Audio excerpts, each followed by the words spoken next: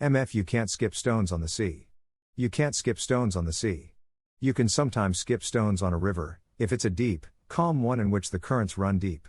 Lakes and ponds are the ideal skipping surfaces, mostly calm, like mirrors on a windless day. The sea never stops churning. Any stone you try to toss at it is immediately lapped into its depths. Perhaps anything else would upset the natural order.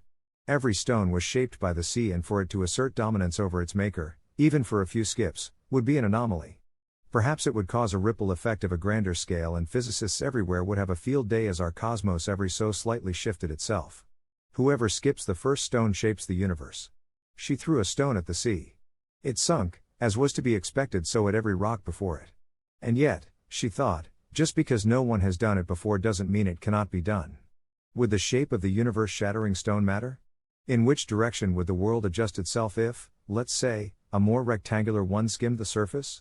When this stone tears at the fabric of reality, our current world will be turned into one where she has found purpose. She threw the stone, and it sunk. A few solemn steps later she found a round, pink and gray pebble. It would free her of the ever-bearing weight of her own mortality and understanding that while life was short, it would be the longest thing she would surely ever experience. The black rock next to it would give her the courage to see that her bruised heart was, once again, timidly perched on a cliffside. Both stones sank. They were too heavy, she knew. The waves rolled in a cycle of lower, higher, and lower again, yet they were unpredictable. Sometimes the lower waves of one round would be higher than the higher waves of the next. A song that never changes in rhythm and never repeats in melody. This stone would skip across every beating heart and remind them of empathy. The next would make a young tree bear fruit for the first time. The next would make a butterfly on the other side of the globe flap its wings, which in turn would cause a hurricane. She was glad to see the last one fall. How would she know she was the first one to skip a stone, if she did? Just because she had never seen a stone skip on the sea didn't mean it had never been done before.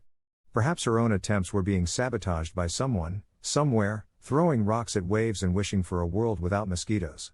Perhaps they had already shaped this universe, years or seconds ago. She threw one last stone, not knowing what it would do. It skimmed the surface daintily, skipping from the head of a wave onto another before it disappeared for good.